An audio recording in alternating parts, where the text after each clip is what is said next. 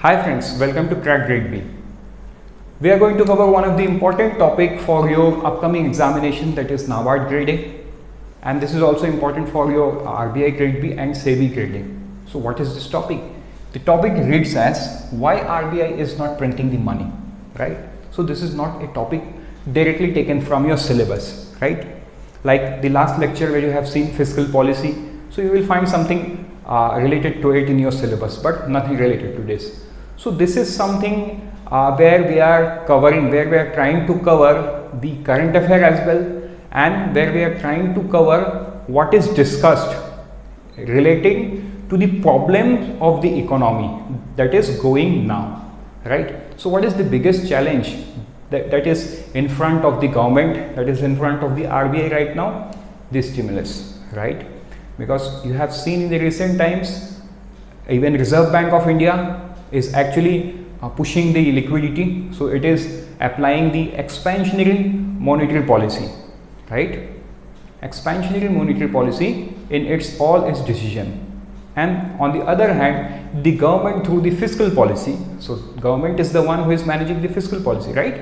So through the fiscal policy, government is also spending huge to inject liquidity in the market, so that the downfall that we have seen in the economy should climb up, right?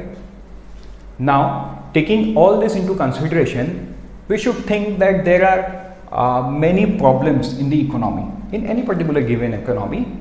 We will not say that the problems are limited to India, right? So maybe a developed nation also goes through some of the other economic problem. So what is the problem right now in India? Poverty, rising unemployment, inflation, everything, right? Now, why can't we think in that way like the government and the RBI, right? So RBI is although an autonomous body but it is enacted under the act of a parliament. So more or less RBI is answerable to the parliament, right? So why not the government or the Reserve Bank of India take a call and print unlimited money and eradicate all this problem? Do you think that is viable? So this is something where we need to understand other factors as well. Why can't RBI do this, or what if RBI in future decides to do this kind of activity? What would be the repercussions in the economy? So let's begin with the discussion. So this lecture would be a bit of discussion rather than being called as a lecture, because we are starting with the question why RBI is not printing the money. So let's begin. First thing, when it is said that why we are reading this topic, right? In the first place, we are reading because, you know, who is he? So he is the India's recent Nobelist who have received the Nobel Prize in the field of economics, right? So he is Dr. Abhijit Banerjee. So what he said in the recent times in one of his interview is India should absolutely print money, right? Where he advises, see, he is a very big economist, he is a very noted economist, right? So whenever a noted economist like Mr. Banerjee or Dr. Banerjee says something, so many eyes are into that particular thing and it becomes a point of discussion, right? So when Dr. Banerjee said this, that India should or RBI should consider printing unlimited money or maybe in the limited form and try to overcome the economic situation right there in the economy, right? So this is the reason we are actually discussing this particular topic. Now let's begin, or let's decode. So the first thing first, what is money, right? As I have done in my every lecture, I try to correlate the things only when we know the basic, right? So the first thing, what is money? Okay, पैसा क्या है? So money is a medium of exchange. If we go to history, when there were no money, this barter system was there, right? You have something to sell and I need it. I have something to give that you need it, right? So what do we decide? We exchange. Okay, so that is how the system was in place when there were no money. Now, so it is a medium of exchange. So you have something to sell, I have something to sell, irrespective of you needing my product or I am in need of your product, we do not go ahead and exchange the product, right? We exchange the money to buy or sell that. And how do we do that? Because money has a value, right? So money has a value. Your product has a valuation in terms of money. My product has a valuation in terms of money. So that is how we equate and we exchange, right? Now, store value over the time, right? So what was the problem in the barter system? Let's say I was a farmer, right? I am a farmer and I grow tomato in my field, okay? So tomato is a perishable product, right? I cannot keep it over a long time, can I? Absolutely not. So I will have to find someone throughout the year who could exchange this tomato in against of what I need from that particular product. So it was a huge problem, right? It was a huge problem. So money solved it. How? So money has given people the power of storing the value, right? Power of storing the value for future. I can sell tomato as and when I want, and I can save the money and I can use it in future, maybe 10 years, 20 years down the line, no issue, right? So it has given me the power to save the value, most important thing, to save the value over the time. Then standard for deferred payment, absolutely. See, in barter system, let's suppose you have a product A and I have a product B, and you are in need of product B and I am in need of your product, that is A now, right? But what if I don't have that particular product? Okay, will you be giving me that product? And if I say you, I will give you this product at a later date. Absolutely. So this was a huge problem in barter system. So money solved it. So money is used as a standard for deferred payment. Now since the money has value, so even if you are paying it maybe 1 year later, you know the increase or decrease in the value and you can adjust it accordingly. So it has given power in the hands of people to defer the payment, right? Because everything can be measured in terms of money. That's it. So this is all about money? No. So by all this, we can tell that money has these features. What?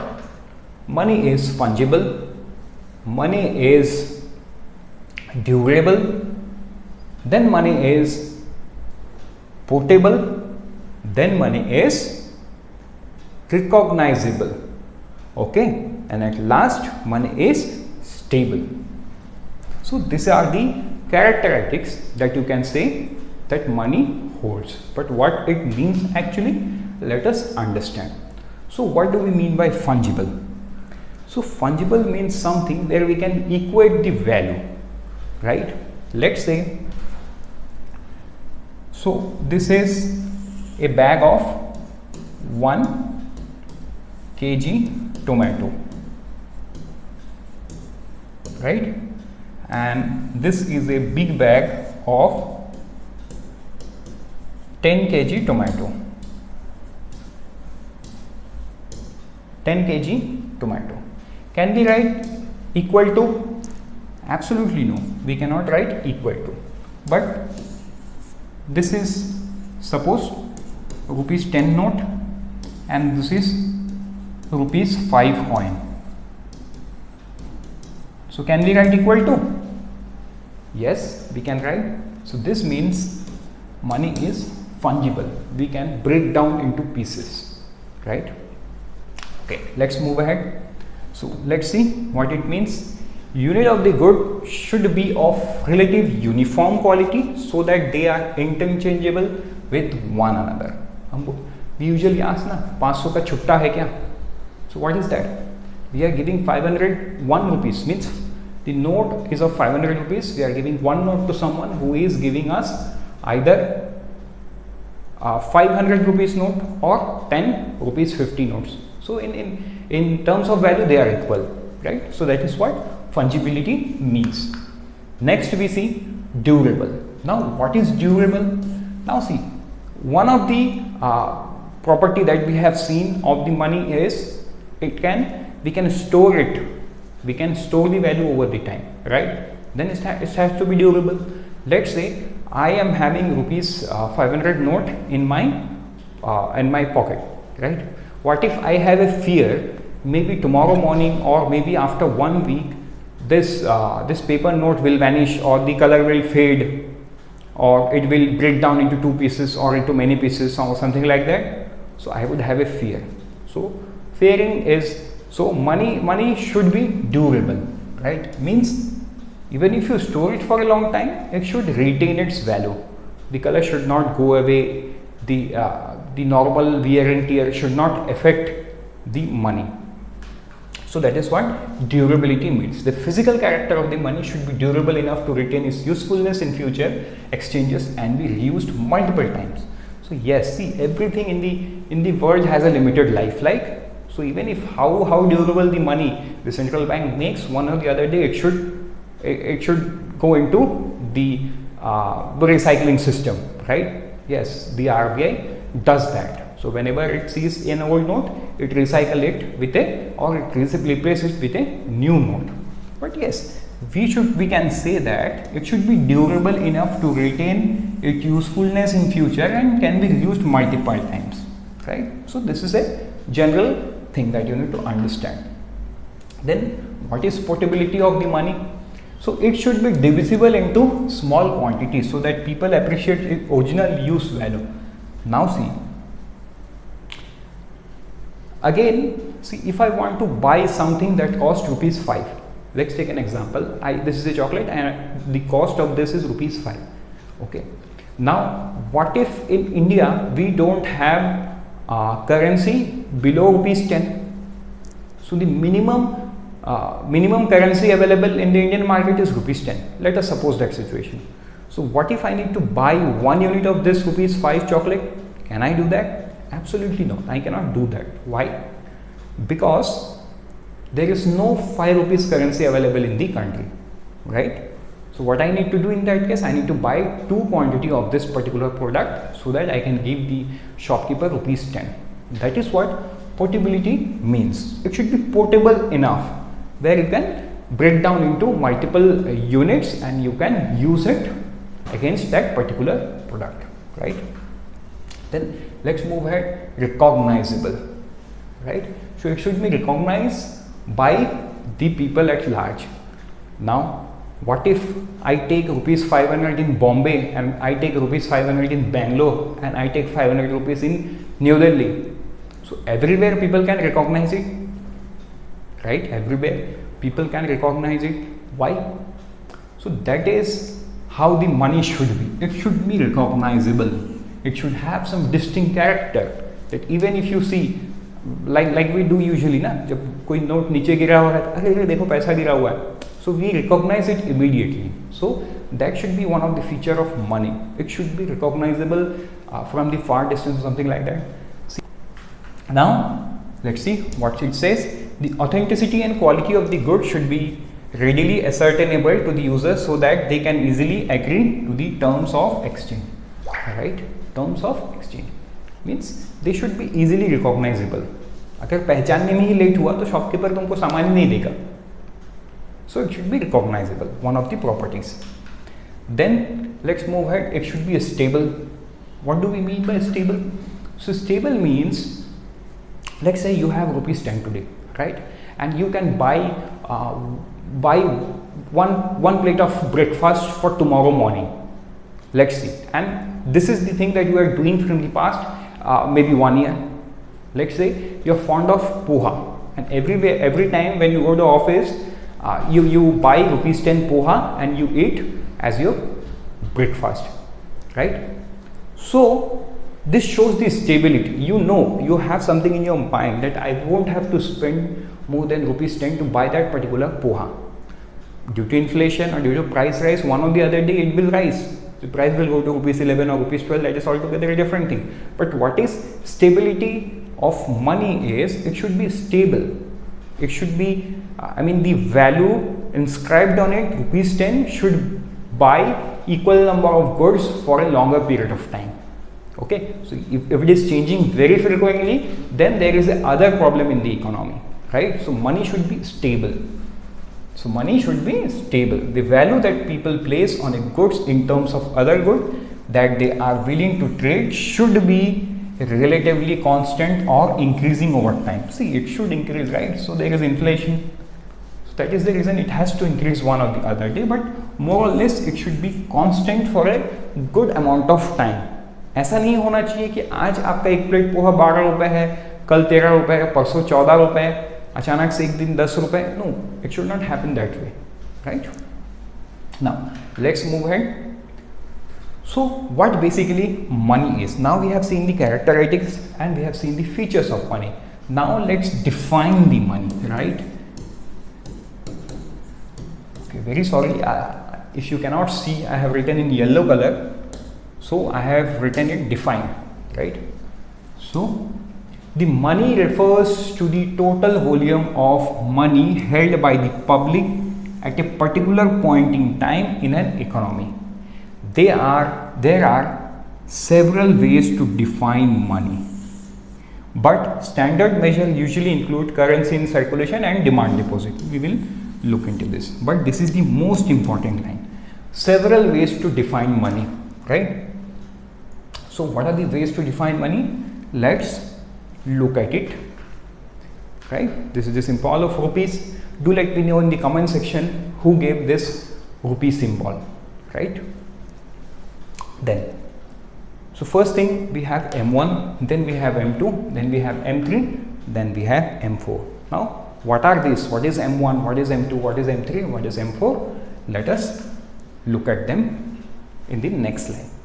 So what is M1? See, M1 is currency with public, right? So what is currency with public? I am holding some amount of money in form of cash, you are holding some amount of money in terms of cash. Like you and me, every people in the geographical boundary of the country hold some or the other amount of money in cash, right? Maybe I hold rupees 10, you hold rupees 20, Mr. Mukesh Ambani holds crores of rupees in cash. So that is known as currency with public. What it is known? Currency with public. कितना पैसा public के पास है? Then we have we add this to demand deposit with banks. Now what is demand deposit with bank? What is demand deposit? देखो, bank में हम पैसा रखते हैं, right? So what do we mean by demand? Demand is something you can go ahead and ask anytime, right? So what kind of deposit is that? The moment you can go to the bank, you ask for the money, they give you. That is saving, your saving account or your salary account, right? So demand deposit with bank means दो तरीके का होता है. एक होता है, one is demand deposit, the other one is time deposit. So what is time deposit? Time deposit is fixed, right? So whenever you fix a certain amount in the bank knows that particular time, and the bank have a notion that you will not come within this time frame, maybe 6 months down the line till its maturity, you won't come and ask the money. So that is known as time deposit. Yes, you can ask that amount, but that is not a point of discussion. So that is being calculated in time deposit. But what is demand deposit? Demand deposit like कि तुम जब भी चले जाओगे bank में, तुमको bank देगा ही. Bank will give you that money, right? That is known as demand deposit. So in these days we don't go to the bank, right? We use ATM cards, we use different UPI apps for payment. So okay, so where does this money deducts from your saving account or from your salary account? So what are this account? So whenever you are demanding, the money is coming out from them, right? So connected through, that is demand deposit, right?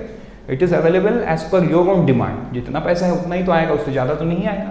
So this is known as demand deposit.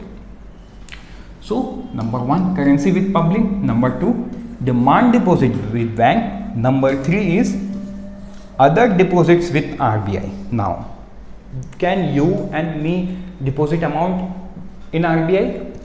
No. Then who can deposit? Banks can deposit, right?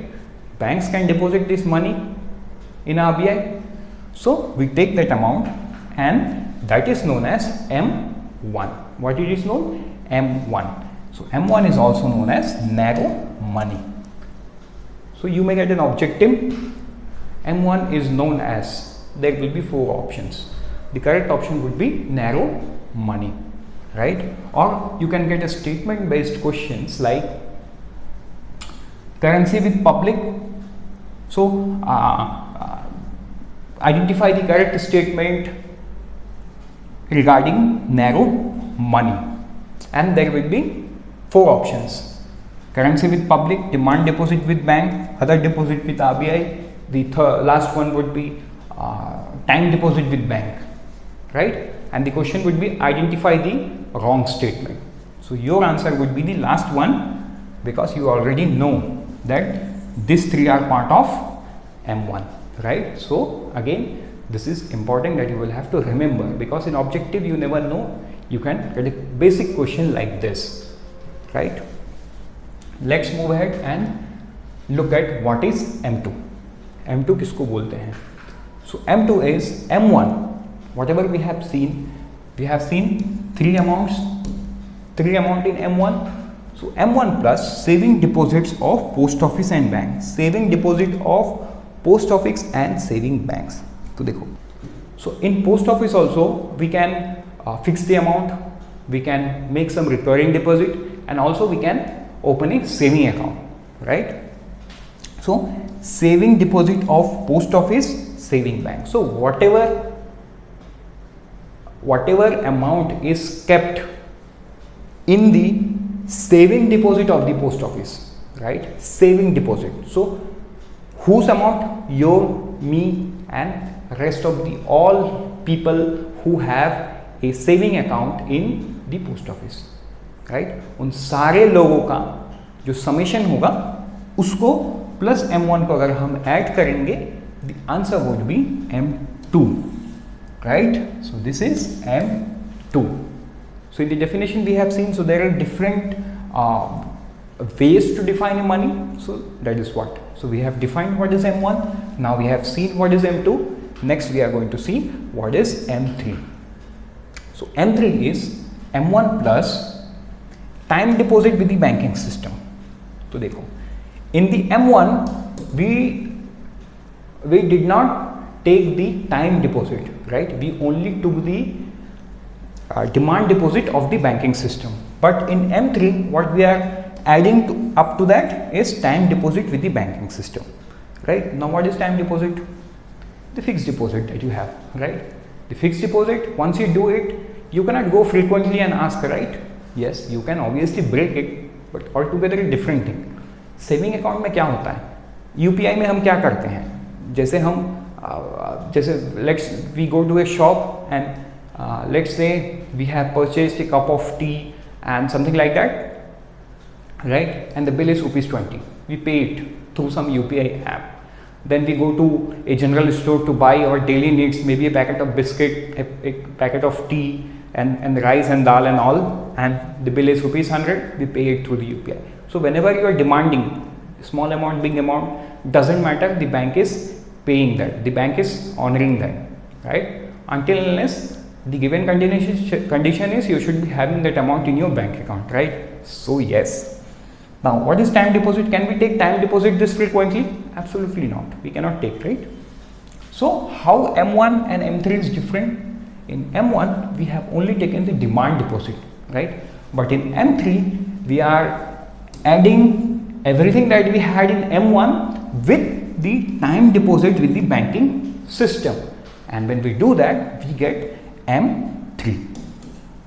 I hope things are getting clear now. What is M4? So M4 is M3, right? M3 plus all deposit with post office and saving bank, right? Now see, what is M3? M3 is M1 plus the time deposit in the banking system. So what we are adding up to the M3 is post office, because people like I have saving account in the post office, maybe you don't have, but some of the other contacts of yours would be having the account in post office. So yes, there are very few people who have account in post office, but yes, we cannot say the number is small, the number is huge, When we compare with the population of our country, the number is huge who are holding the account in post office, and not only account. So post office runs recurring deposit, and that is very common. Post office have different certificates as well. So all amount with post office saving account except the national saving certificate, right? So this can be one of the question in objective, like what is excluded from the all deposit with post office saving bank, that is national saving certificates, right? And when we add that, we will get M4. What we are going to get? M4. So I hope this thing is clear. So this is more or less not conceptual. This is something that you will have to remember, right? Because this was part of a definition. Now, what M1 and M2 jointly known as? When we add M1 and M2, right, we can tell that this is narrow money. What it is? It's narrow money. What is M3 and M4?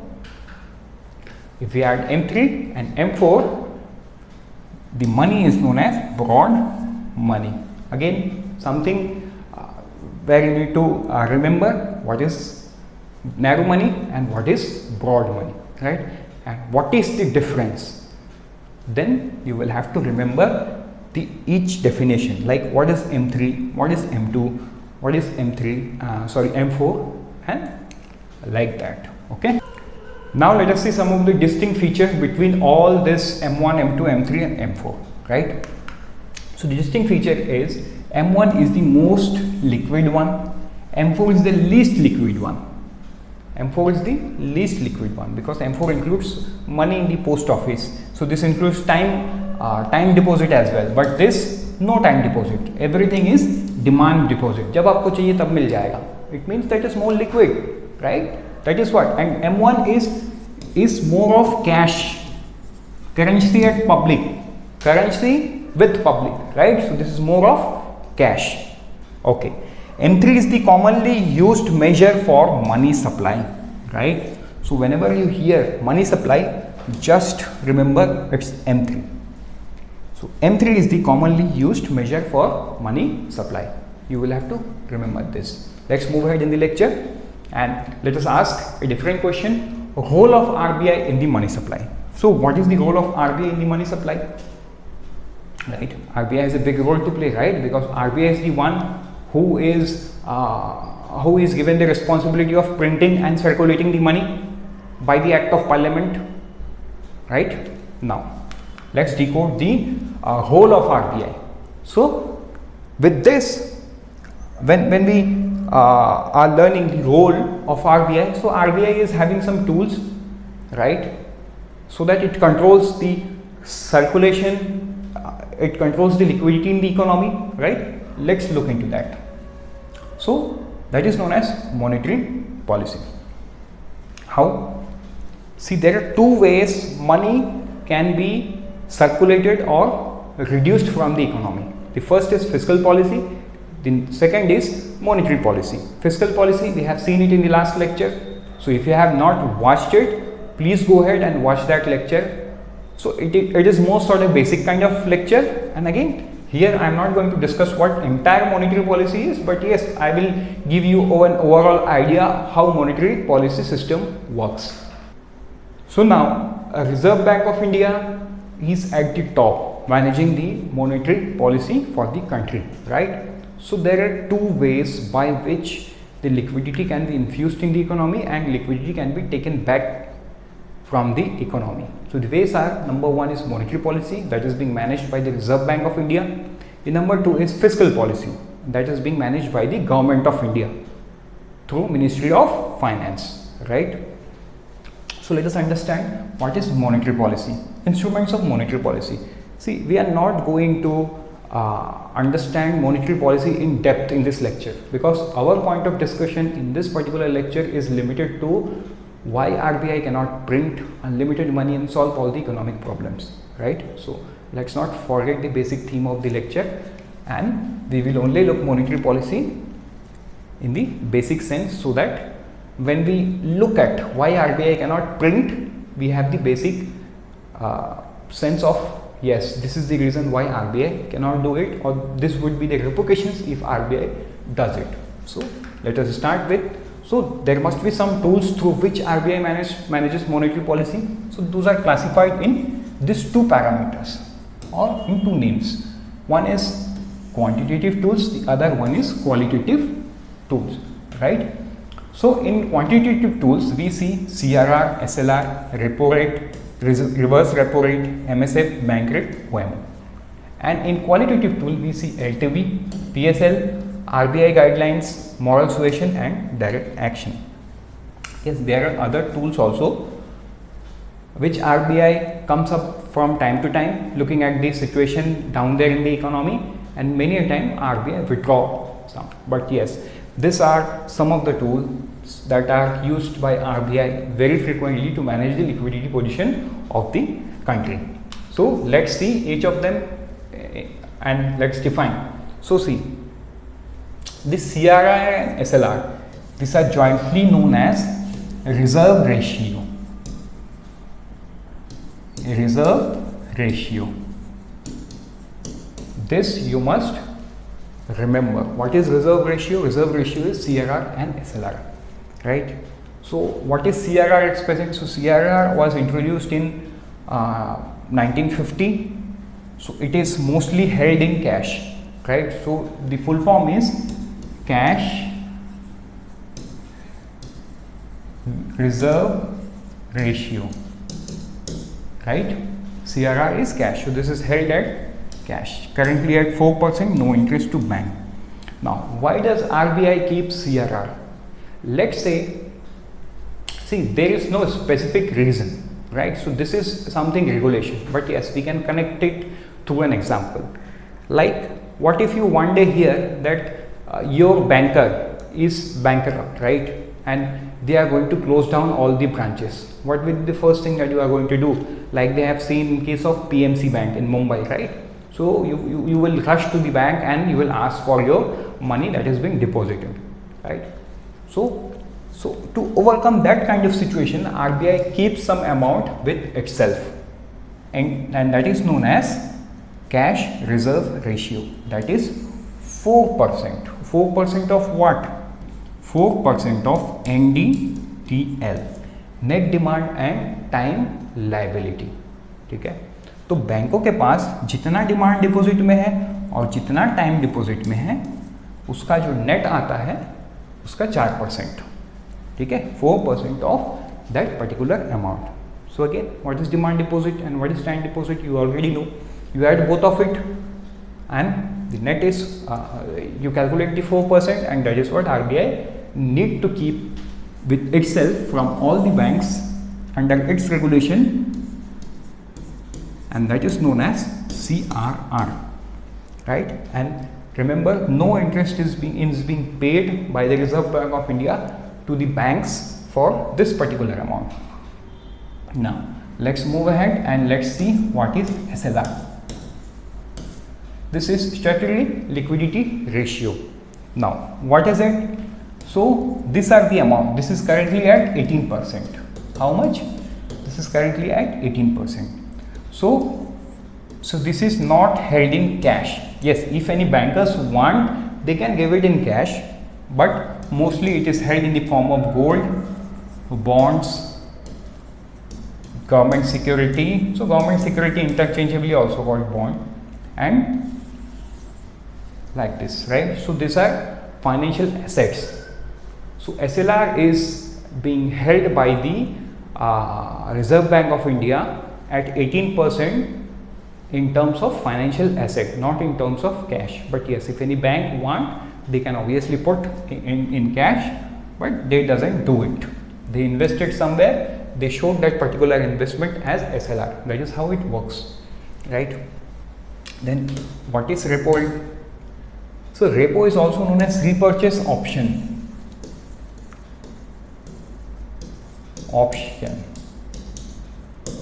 So what is repurchase option? So this is the central bank, right? So this is RBI, this is bank.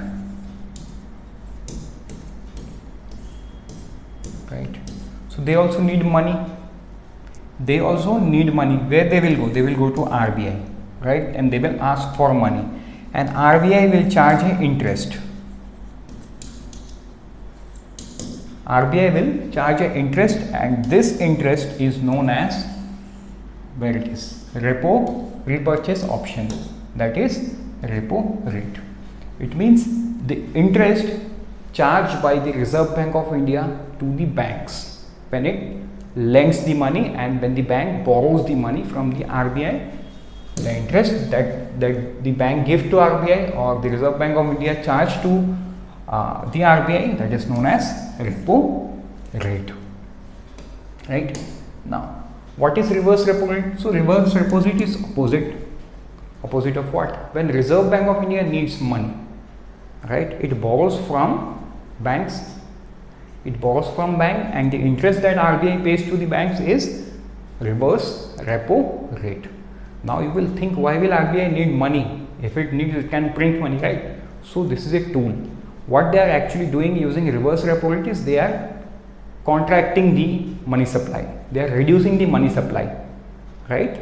They are reducing. So what if bank have money with them? What they will do? They will give loan.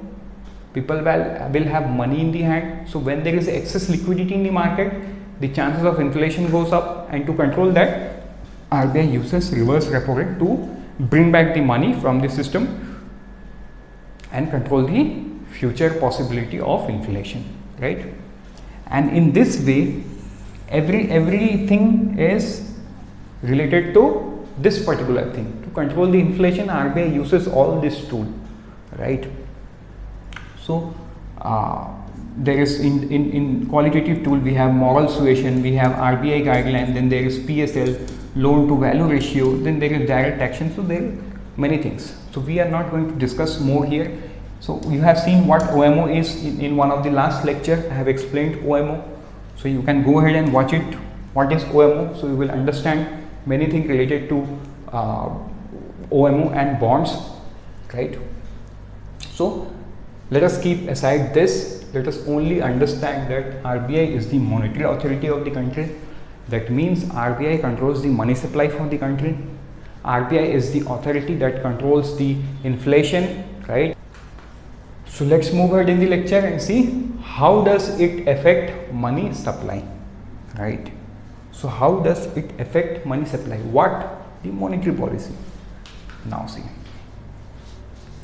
So when RBI wants to inject liquidity in the market, huge amount of money in the market, RBI cannot go ahead and freely give the money, right? So that will be equal to printing the money and giving it to the economy at no extra cost. But what RBI is doing, RBI is buying the government security from the market, that is also known as economy, right? And by this measure, RBI is injecting the liquidity. What is the opposite of it? Watch it carefully. RBI will sell the government security. RBI will sell the government security, and who will buy this? Banks will buy, merchant bankers will buy. What they will give? They will return, they will give the money to the RBI, right? So in this way, RBI contracts the money supply from the economy. RBI reduce the money supply in the economy, because see, you cannot buy something with government bond, right? Can I do that? What if I want something to buy for my household, and I have a paper government bond, मैं चला गया shop में, and I have taken up all the product in the basket, and I give a piece of government bond to the cashier. Will he accept it? No. If he is someone who know finance, he will tell go and sell it somewhere and bring money. Only then you can use it as a medium for exchange of this particular good, right? Else he will say kya hai ye, jao. That is what he will say, right? Yes. So although this has a monetary value, we cannot use this as a medium of exchange, right? We need money to do that. And if RBI wants to reduce the money supply, it will sell the government security so that the excess liquidity in the market comes back from the economy to the RBI, right? So this is how Reserve Bank of India controls the money supply. Now, why do RBI do all this thing? Right? Now see, let's recall before we move further. At the one hand, the famous economist, recently he was awarded Nobel Prize, Dr. Abhijit Banerjee, he said to print the money, whereas RBI says, if I want to expand or contract the money supply, I have monetary policy tool at my disposal. I don't want to print money, right? So RBI has not done it as of now in the recent times, from the time COVID has started to till now, right? RBI has not done it. So why is Mr. Banerjee saying that? Is it actually viable? Do we have something in the history? Let's look into that aspect as well. So this is a screenshot of one of the articles that I took from Business Standard dated 8/6/2021, right? Why RBI doesn't agree with idea of printing money. Many experts disagree with Nobel laureate Abhijit Banerjee's call for financing the government fiscal deficit via such move, right? So see, we as a layman, we are not going to judge what if RBI is right or wrong. Also, what Dr. Banerjee has said is right or wrong. We are not going to do that in this lecture, right? So what we are going to do, we are going to understand so that we can write good answer in our examinations, right? That is the motto, and we should not deviate from the motto. Okay, let's move ahead. Why RBI doesn't agree? This is the first question that we are going to understand. Second, what will happen if RBI prints money, right? So what will be the economic effect? What will be the effect in the economy? We are going to see that. Now, why RBI don't agree? Let us see one of the fact. This is one of the slides from my last slide, that is fiscal policy. You have seen that in the recent time, when the finance minister announced the budget, she told that she have estimated 6.8% of the GDP would be the fiscal deficit. Okay? In Hindi it is known as वित्तीय घाटा. The CARE rating has estimated it to be 7.6%, right? And the Fitch solution has said it as 8.3%, right? So let us take this number 6.8. I am not going to explain what is fiscal deficit here, right? I have already explained in my last lecture. So if you are someone who is watching this lecture and don't know what fiscal deficit is, I would go, that is one of the beautiful lecture, has been liked by many people. Go to the playlist. You can find that video. Now let's move and understand the deficit trend from the actual budget data, right? So if you can see this orange line, let's talk about only this orange line, right? So you can see from 2009-10, right? So it was under the very control until 2019-20, till the time Corona did not came. The COVID-19 was not in place, and when it hit, it has distorted the fiscal deficit targets of the government, and this has shot up to 9.5 under the revised estimate of 2020-21, means revised estimate FY21, financial year 21, and budgetary estimate of 22, financial year 22, that is the ongoing session, right? So the finance minister believes that it would be somewhere around 6.8%, right? But you know, this is just an estimate, because when the budget was announced, the government did not knew that the second wave of COVID-19 would hit us so hard that the entire economy almost went for a lockdown for almost 2 months or 60 days on an average, if you see.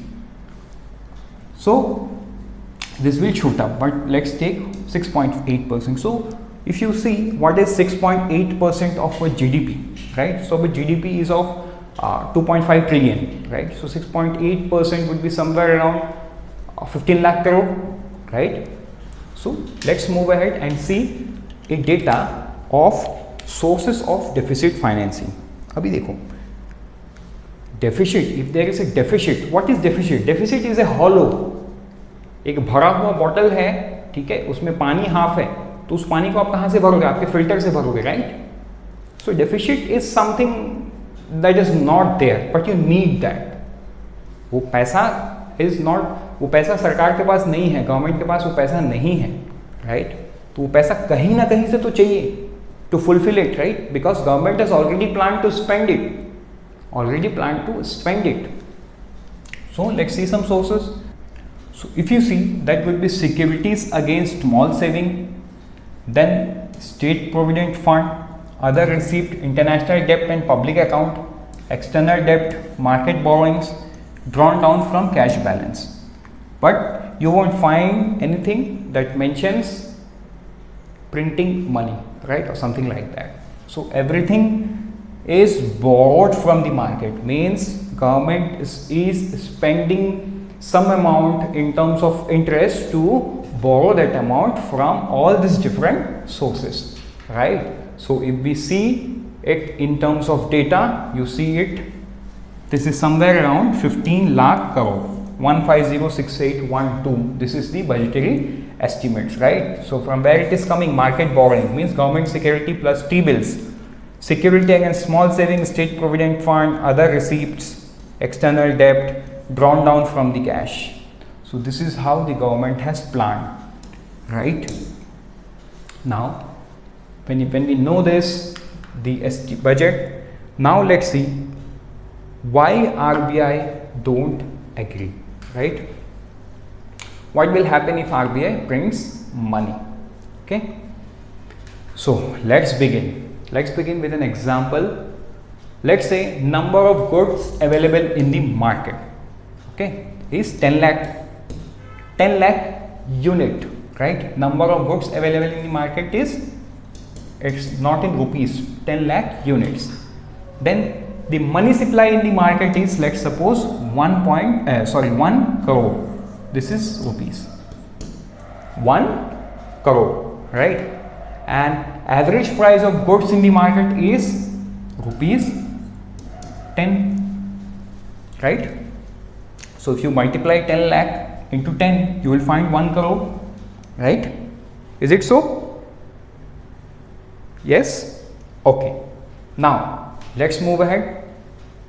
So government prints money. What if this government prints money that is 1 crore? What is the current money supply? Rupees 1 crore. And now government or the Reserve Bank of India prints additional 1 crore, right? Additional 1 crore. Now what happens? The number of goods available in the market remains same. सिर्फ पैसा ही print किया गया है, लोगों को थोड़ी बोला गया है कि प्रोडक्शन ऊपर करो, राइट? नहीं बोला गया, right? So this number of units will remain same. Now the money supply has increased by 100% because government has injected liquidity through printing the money. Now see what happens to the average cost. Now what I said here is, you will have to multiply this 10 lakh into 10, you will get 1 crore, the money supply. But what if I ask you to divide this money supply by number of goods available in the market, right? You divide this money supply by number of goods. The answer would be average price of the goods in the market. Average price of goods in the market. What happened in this case? It has become, so if we divide this 2 crore 2 upon 10 lakh.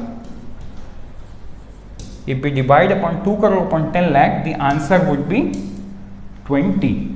Right? Average price of goods in the market would be 20. So what happened here? The price of the goods has doubled. The average price of the good is doubled, but the production is not doubled. The production is same as it was before. What does this mean? This means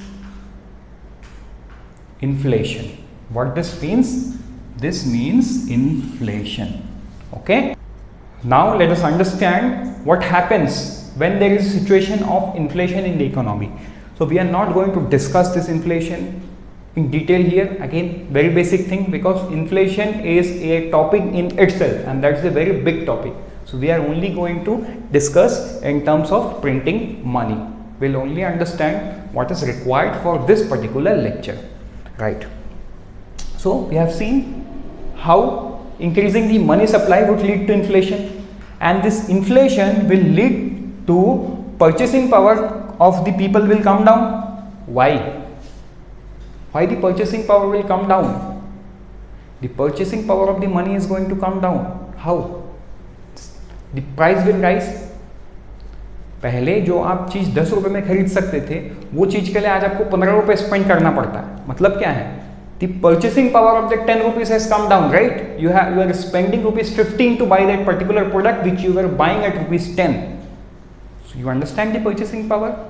It was 10 in both the cases. After inflation, it goes up to 15 and it remains here, it's 10, right?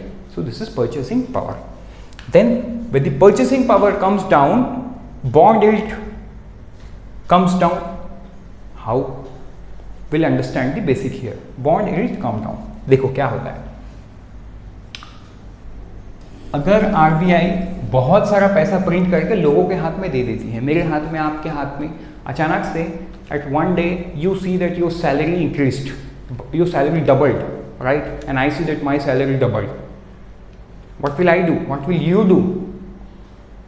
Maybe you and me all are dreaming of a product that we cannot afford at our current income slab, right?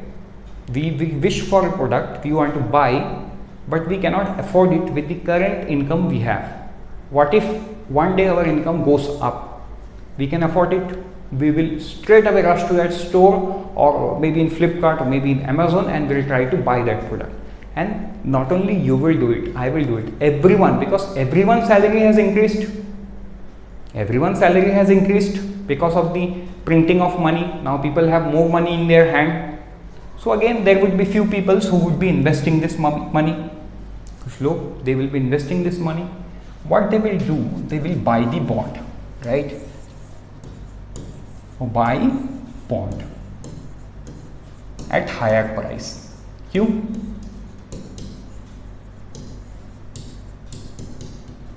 Higher price. Why? Let me explain you.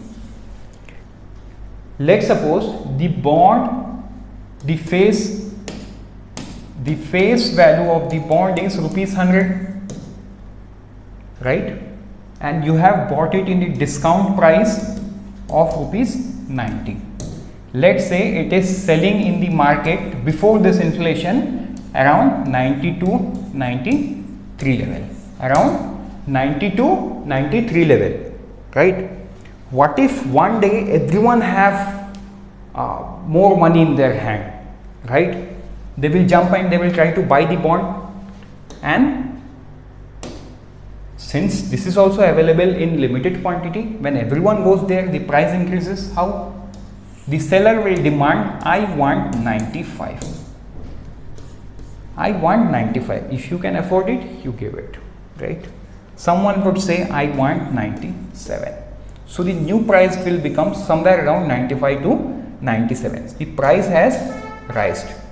So what will happen when the price rise? When the price of the bond rise, okay? So the yield will come down. How? What was the yield before? Let's say 92, means 8 upon 100, because when the bond is renewed, right, it will pay rupees 100. Means someone has bought it at 92, he will get rupees 8 extra. So 8 by 100 would be 8%. So the yield here would be 8%. But what would be the yield here if someone is buying at 95? Means 5 upon 100 into 100, it will be 5%. It would be 5%. Now see, the bond yield here was 8% and here is 5%. Because of this phenomenon, bond yield will come down, right? Bond yield will come down. Now you will think this is good for the economy if the yield is coming down. But on the other hand, just think, what if this yield one day comes from 5 to 3%, then to 2%, then maybe to 1%? Will you be interested in buying this bond?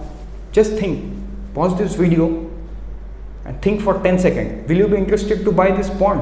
Absolutely not. Why will you invest somewhere where you are not getting enough return, right? You will not buy. So this is a long-term effect that economy will suffer. Means there would be no investor. See, it is not written, you will have to hear me carefully.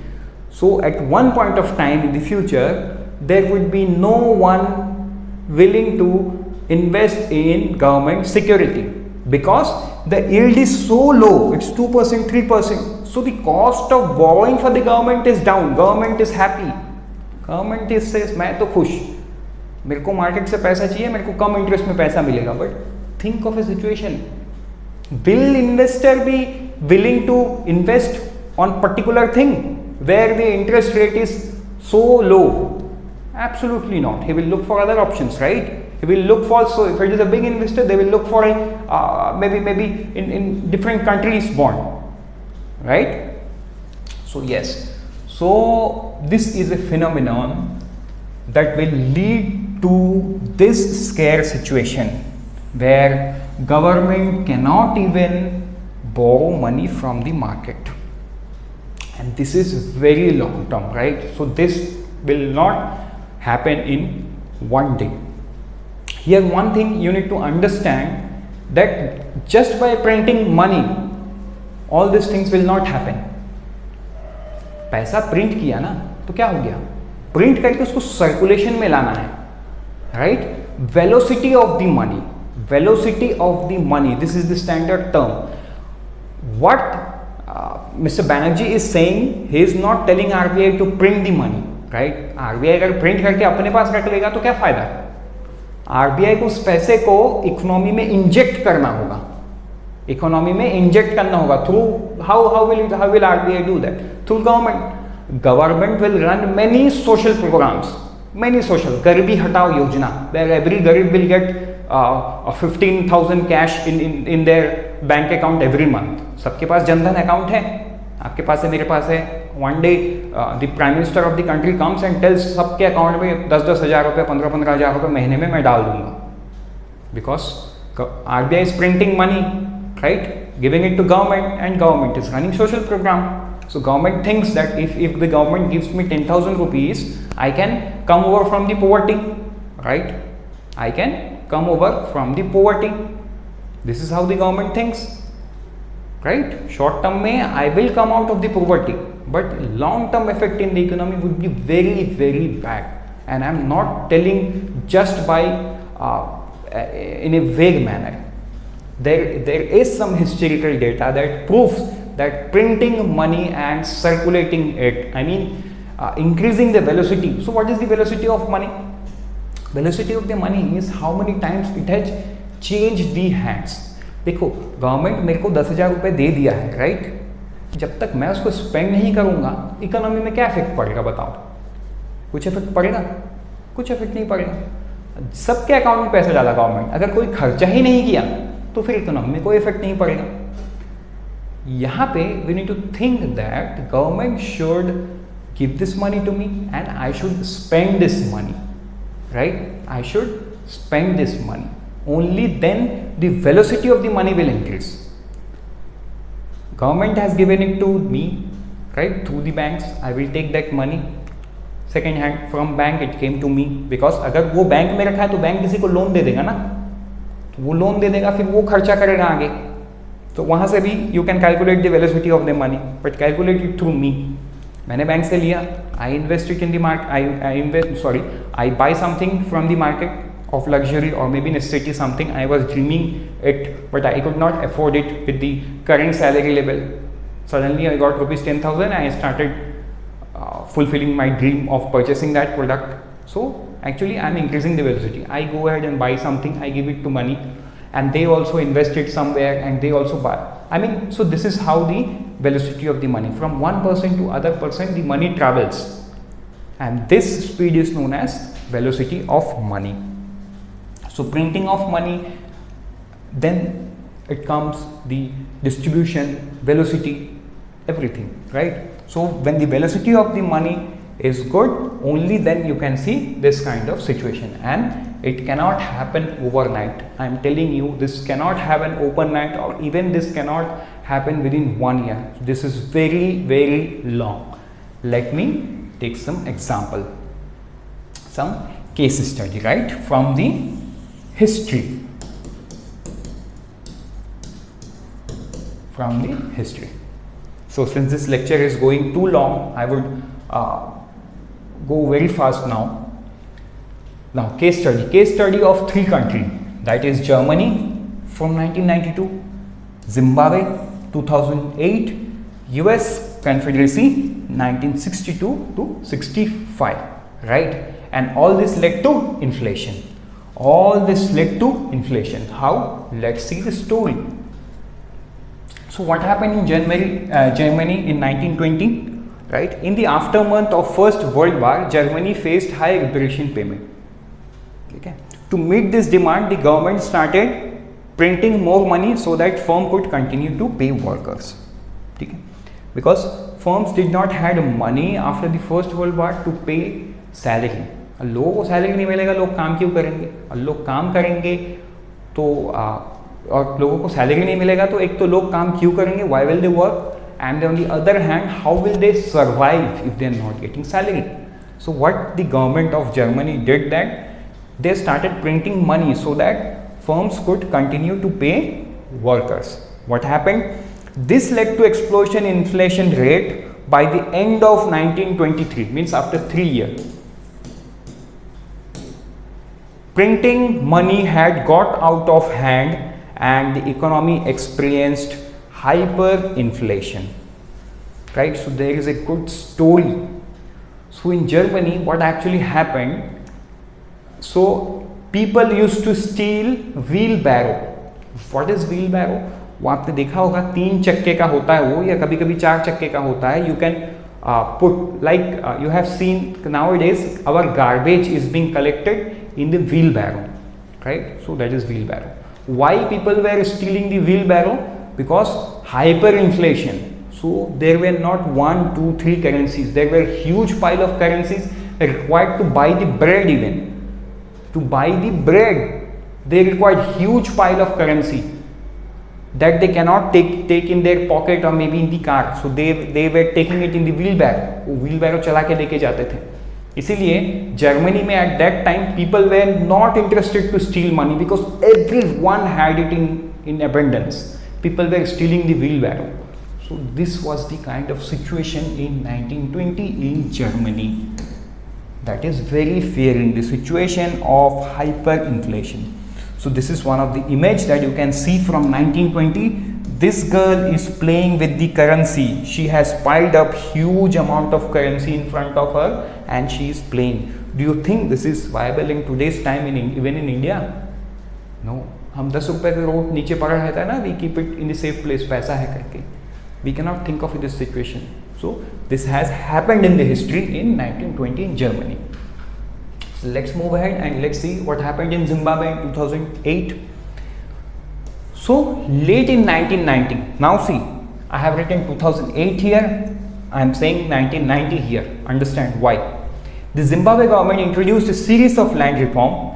This involved redistribution lands from existing white farmers to the black farmers, but with little experience the new farmers struggled to produce food and there was a large fall in food production. Okay. So what happened in Zimbabwe? They did some land reforms, right? And what happened in that?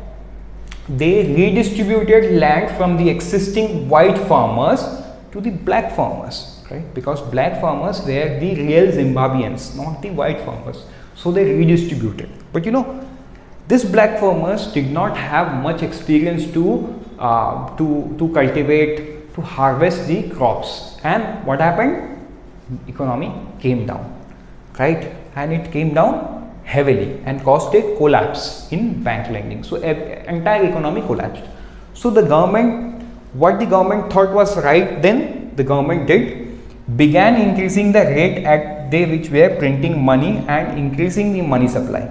They printed the money, right, and they gave it in the economy. This started with printing money to finance a war in the Congo and also to increase the salary of officials and soldiers. But as the economic crisis worsened, printing money became a very short-term solution to try and palliate people relying on government pay, right? So this is what happened in Germany.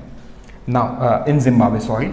So this has started in 1990. So after 1990, the Zimbabwean government started to print money, right, to increase the money supply in the economy, because firms and the government even they were not being able to pay the salaries. So what they thought right was to print the money and give them as a salary. But on the other hand, the production has not increased. So during this November 2008, so started from 1990 till 2008 November, what you can see, the inflation rate of the Zimbabwe was 79,600,000,000 This is a image of a Zimbabwean currency. $100 trillion. $100 trillion. This was the currency there, right? And that time there is a story that people used to get salary twice a day, and people, whenever the bread was available in the market, people were rushing to buy it, because if they don't go at that particular time, the next time the bread comes will come in the double price. So that was the kind of situation in Zimbabwe. Why? Because they have printed money in excess. Now we see one of the example from the United States, during 1962-65.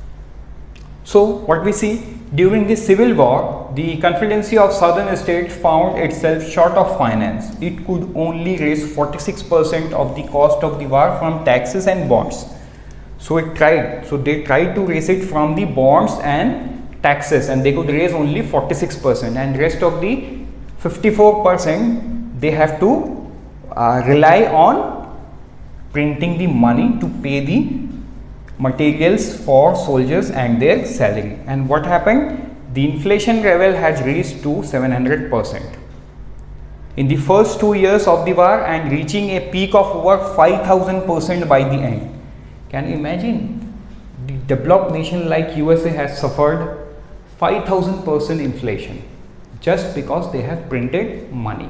So the history of printing money is not good if we see this case study, right? Then few questions that we need to know, like how money is infused, in the economy. Then what is deficit financing by printing money? Then why direct financing of deficit is being demanded now? And then RBI's view on printing. So this is what we need to understand. So the answer to the first question is how money is infused. The RBI has two ways to infuse money in the system. What are these ways?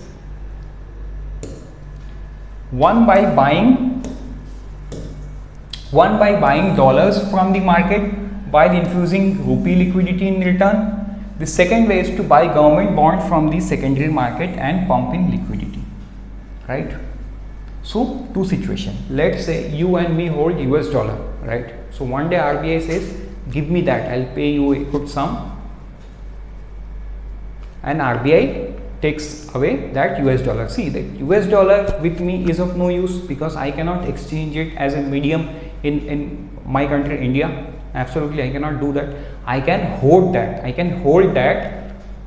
By thinking that one day the value of US dollar will go up, right? And I can earn the profit out of it, right? This is the reason why I am holding the US dollar. I cannot use it as exchange in my country, right? But what I can use it in exchange is the Indian rupees. So what RBI do? RBI takes back the dollar from me and gives me Indian rupee, and I can use it as an exchange, right? So what RBI did, it infused liquidity in the market, right? And on the other hand, the same thing happens with government bond. I have the government bond.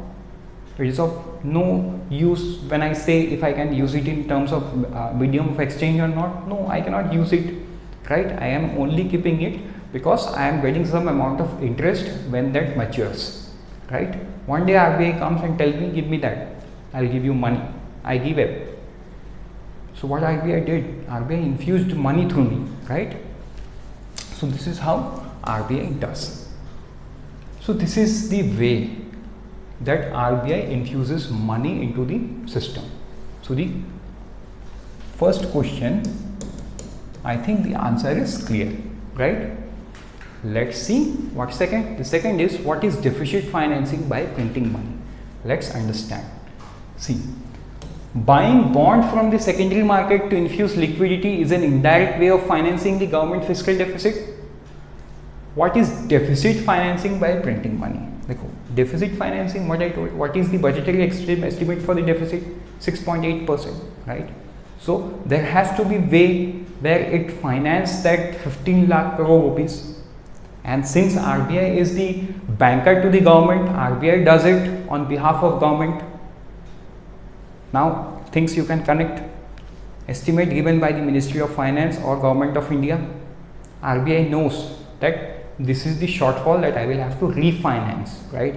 I will have to borrow or do anything, and I will have to give this 15 lakh crore to the government, so that government has adequate money to spend, right? Now, what does RBI do to deficit? I mean to finance that deficit. By buying bond from the secondary market to infuse liquidity is an indirect way of financing the government fiscal deficit. Right, buying bond from the secondary market. Okay, the next is, there is a direct way as well. What is the direct way? When the government privately placed bond with the RBI. When the privately placed with the RBI means that private placement is something mandatory for the RBI to buy or to subscribe it and give money to Government of India, right? The definition of private placement. So India used this system in the mid 1990 when the government placed ad hoc treasury bill with the RBI. See, during this 1990s, right, what happened? जितना भी fiscal deficit होता था, it was mandatory for the RBI to refinance it, right? In terms of printing money, buying bonds, कोई fiscal policy होता ही नहीं था.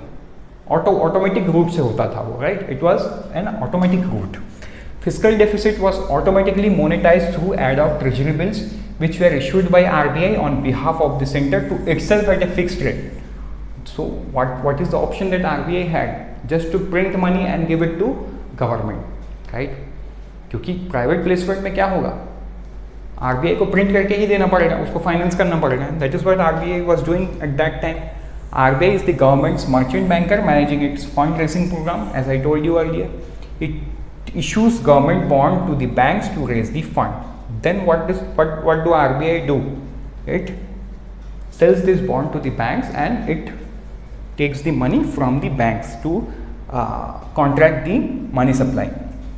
Simply put, RBI subscribed the bond issued it had made, right? So RBI has subscribed to the bond that Government of India had placed it in private placement. So this was a route then, right? After that, this was discontinued. So again, we are not going to discuss that there.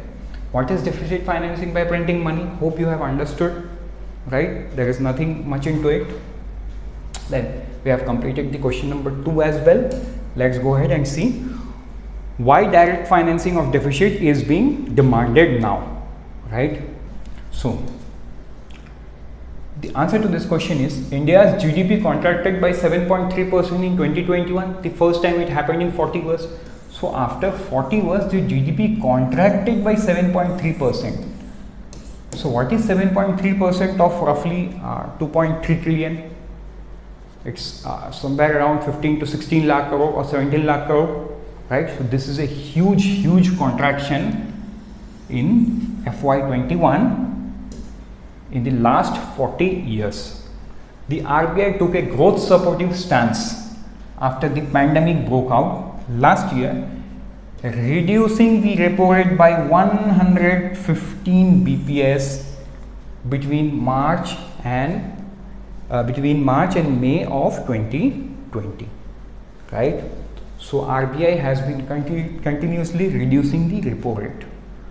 So what happens when the repo rate comes down? The interest that the bank pays to the RBI when it borrows money from the RBI comes down. Means for bank the cost of borrowing is coming down. It means they can borrow more from the RBI. They will be willing to borrow more, right? Because they need to spend very less amount. And when the cost of borrowing for them comes down, the cost of borrowing for the general public also comes down. So in this way, the money from the Reserve Bank of India goes to banks, and from banks it goes to general public, right? Like you and me.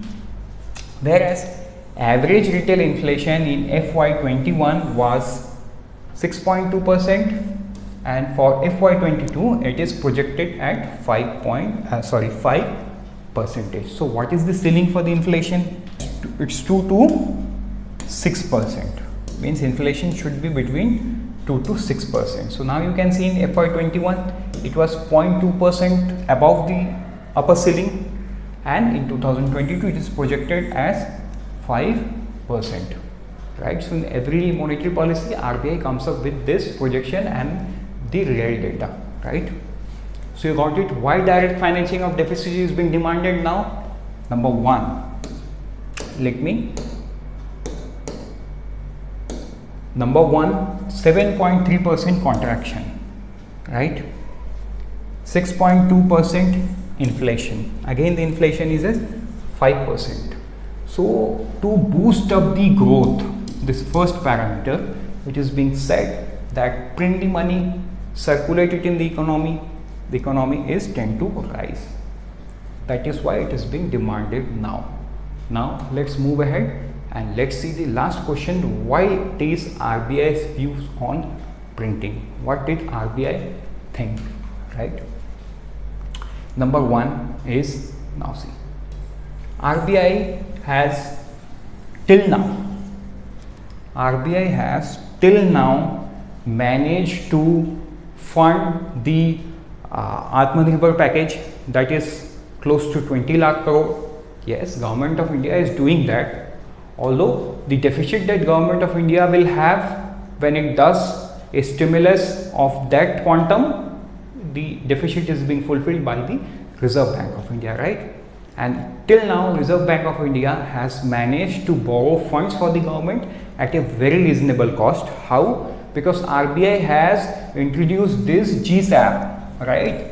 So again, in one of the lecture I have explained what GSAP is. Through this GSAP, what RBI is doing? RBI is keeping a check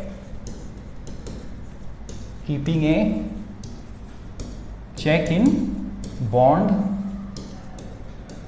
yield, and when RBI can keep the bond yield in control, the cost of borrowing for the government is under check. The 10-year government bond has been hovering around 6% since GASP 1 in April, right? So 6% is very minimum for the government to borrow. So RBI has been successful in doing that through this GSAP tool. So again, GSAP is not directly the tools in monetary policy. This was introduced in a midway and it is still present. So now with this we can say that the government and the RBI has able to keep the bond yield lowest, or the cost of borrowing for the government lowest in 16 years. So by this data we can say that RBI is successful in what it is doing, right? The borrowing as a fund manager or as a banker to the government, the job that RBI has, RBI is doing it successfully. This data shows. And how RBI managed it? RBI manages through GSAP 1.0 and GSAP 1.2. Again, in between RBI introduced LTRO, long-term repo operations. So yes, from time to time, depending on the situation, RBI comes up with some or the other tools and use the existing tools and manages the monetary authority in the country. So by this we have come to the end of this lecture. So the answer to the question that why RBI is not printing, you have got it. But if you are finding answer like if RBI is right or if Mr. Banerjee is right or wrong, we are not finding that answer. I am repeating it once again. Let's end our lecture with this note that till now, at this moment, there is no need to print the money because RBI is able to manage the cost of borrowing and it borrows, it is still borrowing for the government, and government on the other hand is coming up with stimulus one after another, right? So by this I am ending the lecture. We have completed all these 4 questions. Thank you so much. So do visit the website, that is www.crackgradeb.com. You can find RBI Grade B, SEBI Grade A, IRD Assistant Manager, NABARD Grade A and B for Site Technical Officer, and UPSC EPFO examination course in the website. So this is the NABARD Grade A course. The exam is upcoming. This is one of the economical course that you can get, and not only economical, this is one of the best course. So if you look at the number of questions that were asked in 2018, 19 and 20, the hit rate was about 70%. So that is the kind of coverage we have over the syllabus. So this includes mocks as well, and priced at 2499. For NABARD Grade B, it's 3499 including the mocks. Thank you so much. Thank you and happy learning. See you in the next lecture. Goodbye.